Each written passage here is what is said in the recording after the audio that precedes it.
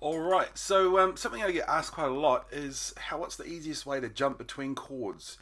And I see quite a lot of students maybe playing a G like this, and then they'll take their hands off and go to play something like an E minor, perhaps, something like that.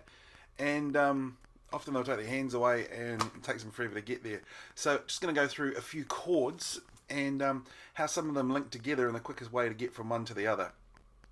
Because it's easier to jump from a stone to a stone than from right across the riverbank, as I always like to say.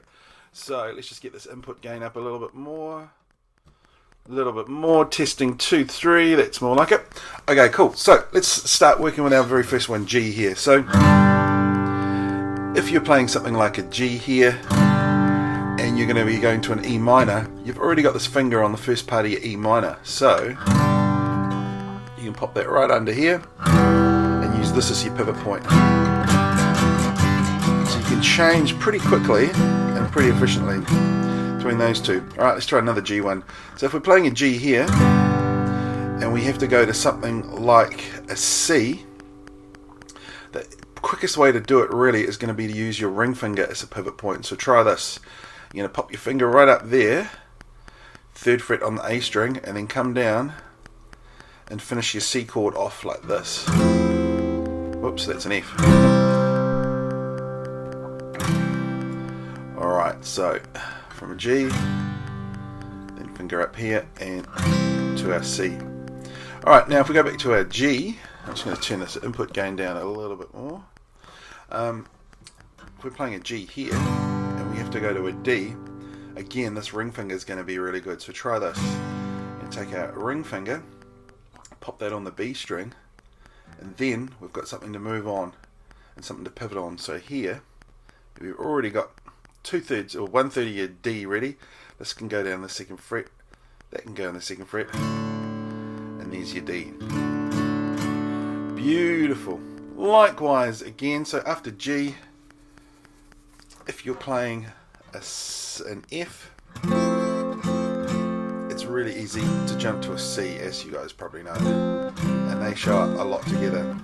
Likewise, if you're playing a C, it's very easy to go to an A minor. So all you're going to do is tuck this finger here under here on the G string, and there's your A minor. And likewise, if you're going from a C, you've got your F here. You could also cheat and play the top part of a G like this, which will make it a suspended 3rd, or you can put that finger there so you can actually go.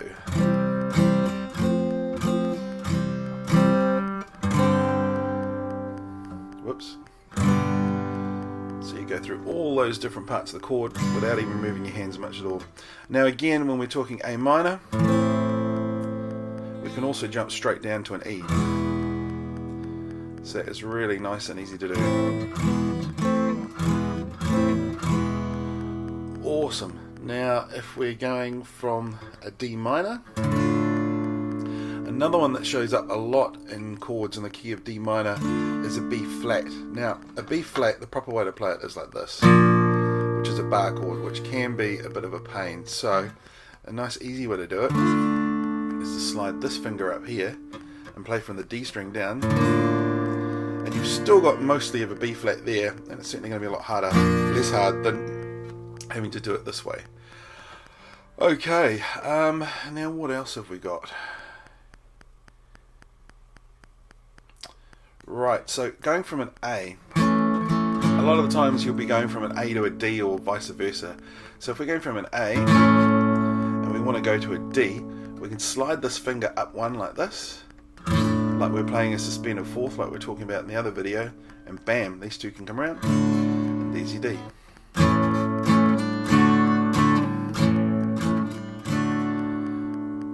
Cool, very nice. Now, remember, whenever you're choosing a chord to play, try and figure out the easiest way to do it and what finger is going to be best. Usually your index finger is going to be one of the best ones to do, or your ring finger, depending on what the chord is and how you're doing it. So think ahead a little bit, and as you're playing, let's say we're going from a G to a C. Let's say you're playing something like this.